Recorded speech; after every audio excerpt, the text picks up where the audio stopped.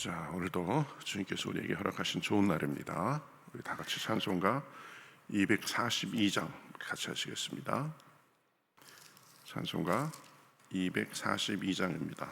황무지가 장미꽃같이. 242장 우리 같이 찬송하시겠습니다. 242장입니다. 황무지가 장미꽃같이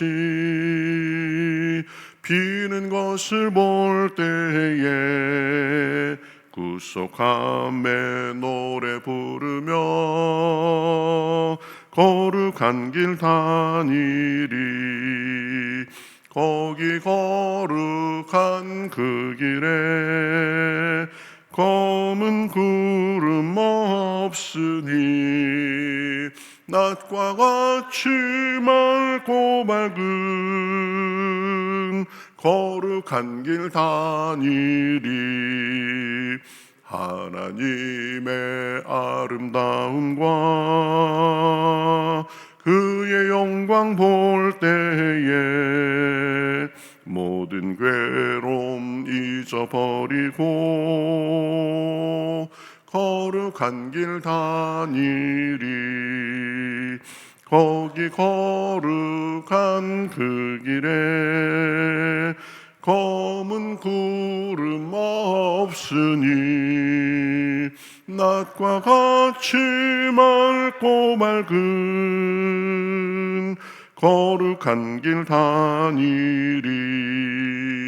마른 땅에 샘물 터지고 사막에 물 흐를 때 기쁨으로 찬송 부르며 거룩한 길 다니리. 거기 거룩한 그 길에 검은 구름 없으니 낮과 같이 맑고 밝은 거룩한 길 다니리. 거기 악한 짐승 없으니 두려울 것 없겠네.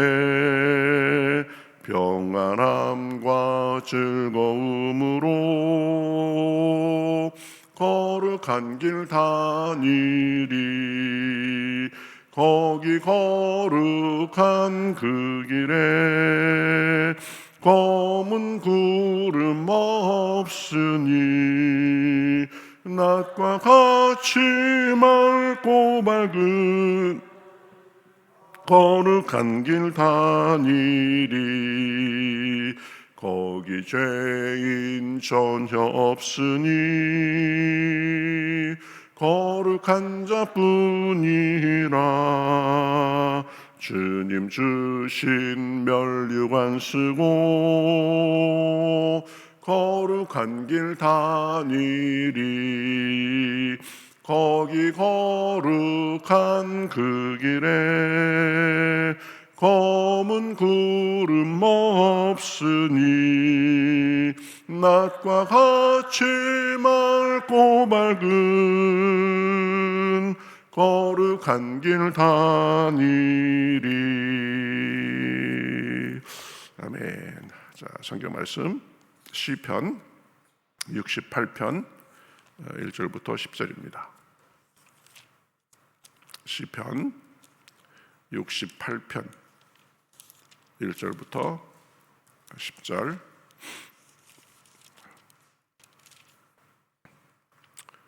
구약성경 849면 정도에 있습니다. 구약성경 849면 시편 68편 1절부터 10절까지. 네, 시편 68편 1절부터 10절까지 저와 여러분이 교독하시겠습니다. 하나님이 일어나시니 원수들은 흩어지며 주를 미워하는 자들은 주 앞에서 도망하리이다. 연기가 불려가듯이 그들을 몰아내소서. 불 앞에서 미리 녹음같이 악인이 하나님 앞에서 망하게 하소서. 의인은 기뻐하여 하나님 앞에서 뛰놀며 기뻐하고 즐거워할지어다. 하나님께 노래하며 그의 이름을 찬양하라. 하늘을 타고 광야에 행하시던 이를 위하여 대로를 수축하라. 그의 이름은 여호와시니 그의 앞에서 뛰놀지어다. 그의 거룩한 처소에 계신 하나님은 고아의 아버지시며 과부의 재판장이시라.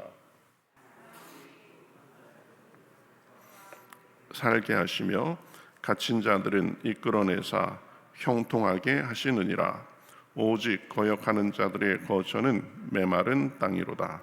하나님이여, 주의 백성 앞에서 앞서 나가사 광야에서 행진하셨을 때에 땅이 진동하며 하늘이 하나님 앞에서 떨어지며 저 신의 산도 하나님 곧 이스라엘의 하나님 앞에서 진동하였나이다.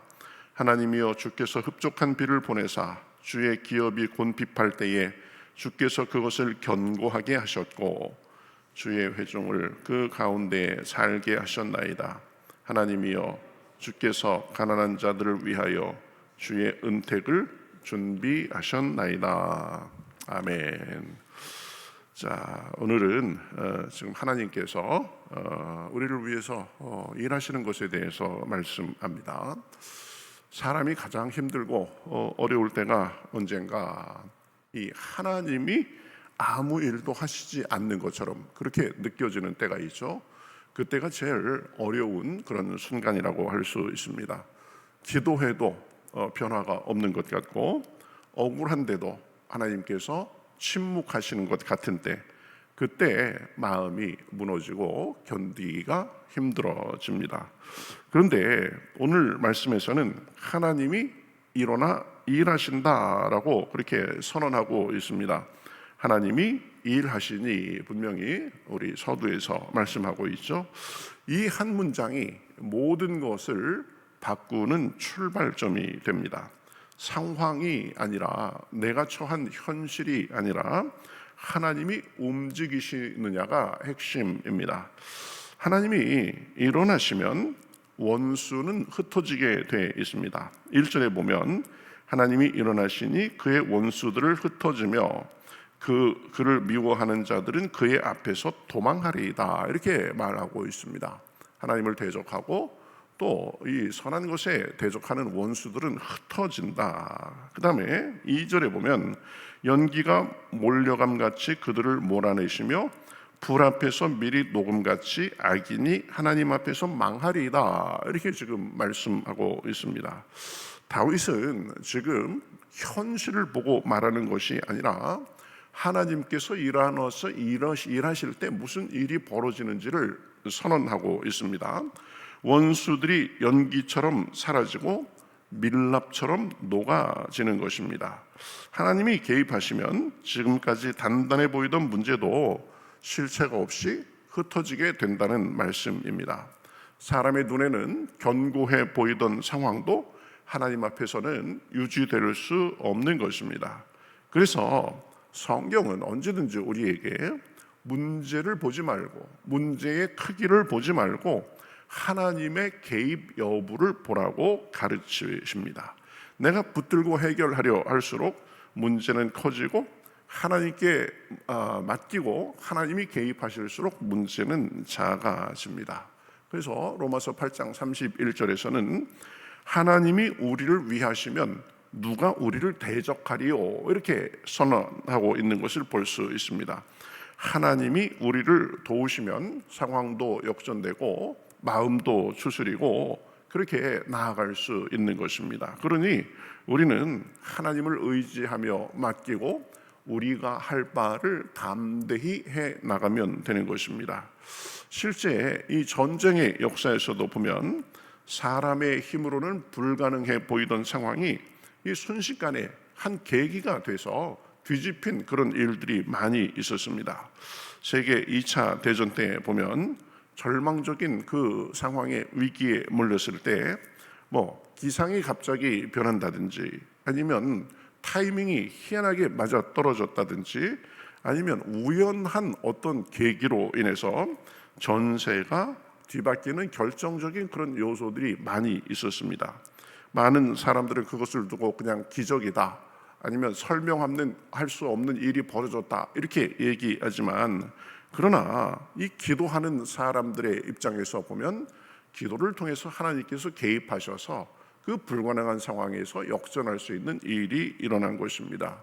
노르망디 상륙작전, 또 미국과 일본이 태평양 전쟁에서 이 미국이 승기를 잡을 수 있었던 미드웨이 해전, 그다음에 우리나라의 인천 상륙작전도 뜻밖의 성공이라고 얘기된다고 합니다.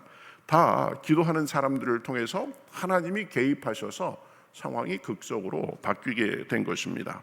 그러니 우리도 우리가 지금 처한 현실에서 내 한계를 느끼고 문제가 있다고 해도 그것을 내 힘으로만 해결하려 하지 말고 먼저 하나님을 의지하고 맡기며 나아가야 됩니다.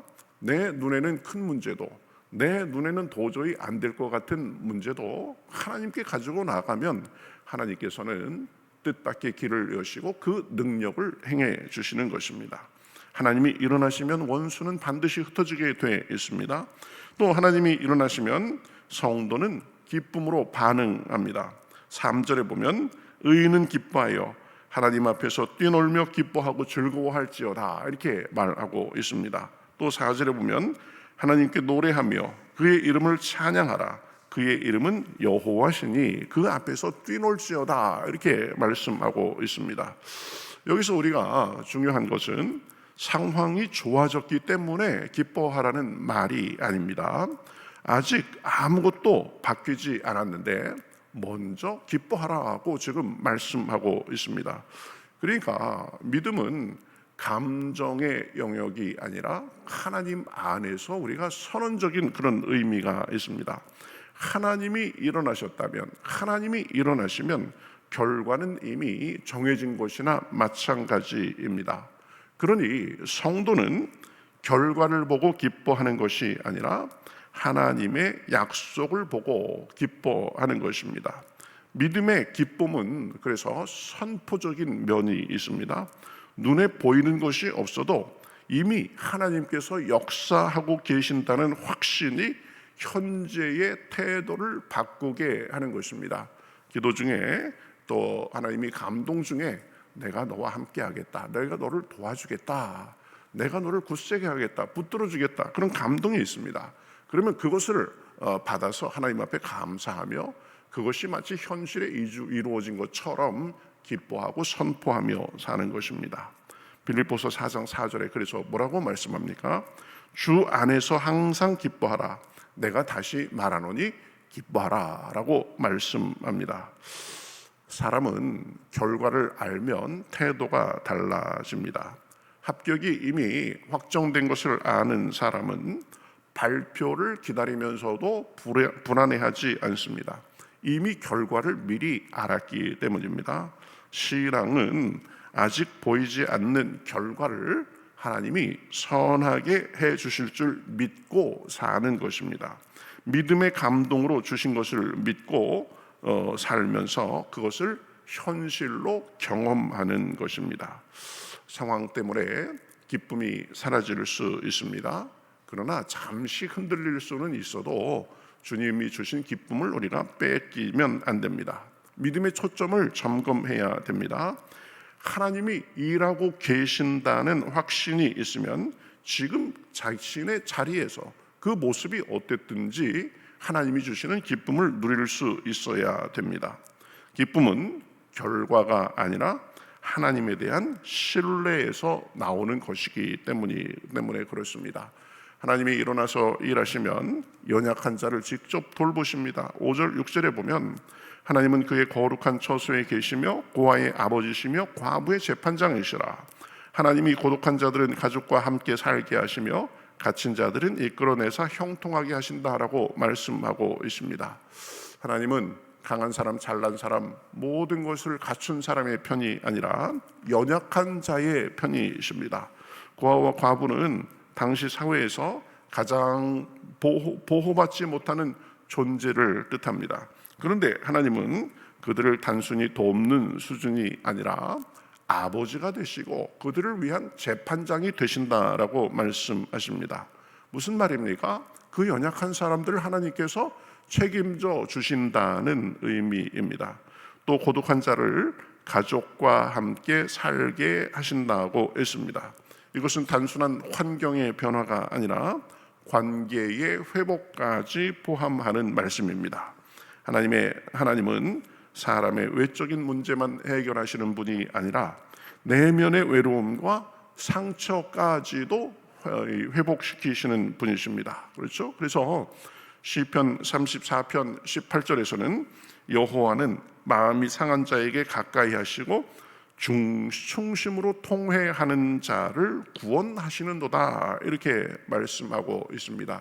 연약한 사람, 마음이 상한 사람을 모른 채 하지 아니하시고 오셔서 위로해 주시고 도와주신다는 말씀입니다.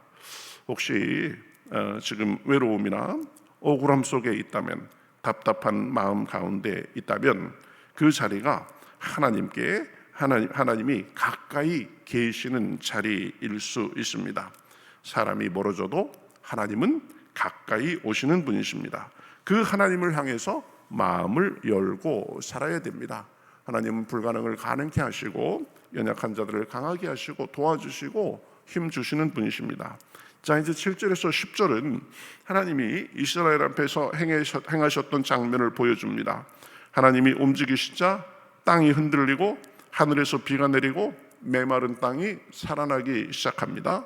광야는 인간의 힘으로는 도저히 바꿀 수 없는 척박한 환경입니다. 길도 없고 물도 없고 지속할 수 있는 조건은 없습니다. 그런데 하나님이 개입하시면 환경 자체가 바뀌어 버리는 것입니다. 이것이 하나님의 역사하심의 특징입니다. 조금 나아지는 정도가 아니라 근본적으로도 바꿔주시는 것입니다. 그래서 이사야서 43장 19절에서 뭐라고 말씀합니까? 보라, 내가 새 일을 행하리니 반드시 내가 광야의 길을 사막의 강을 낼 것이다 라고 말씀합니다. 여러분, 진짜 사막에서도 그런 일이 있다고 합니다. 비가 내리면 하루 사이에 이 강이 흐르게 되고 또 하루 사이에도 꽃이 피어나는 일이 사막에서는 실제로 있다고 합니다. 씨앗이 아예 없었던 것이 아니라 조건이 되지 않아서 꽃이 피지 못하다가 비가 내리면 하루 사이에도 꽃이 핀다고 합니다.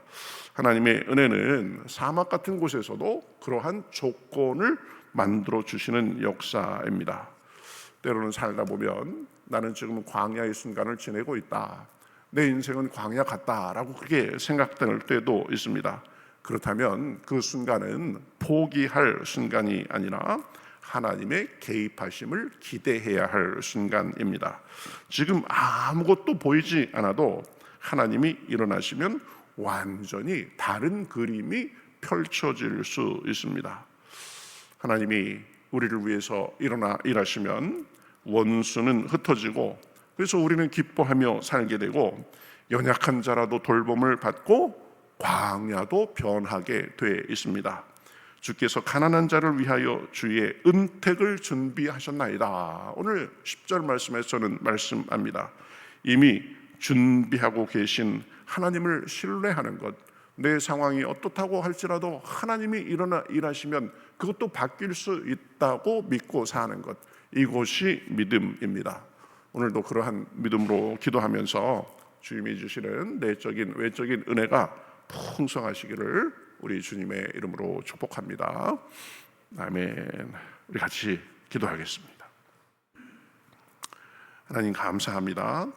내 삶이 때로는 광야 같고 아무도 나를 도와주지 않고 알아주지 않는 것 같은 답답한 일이 있어도 하나님은 여전히 일하시며 우리를 도우시는 줄 믿습니다.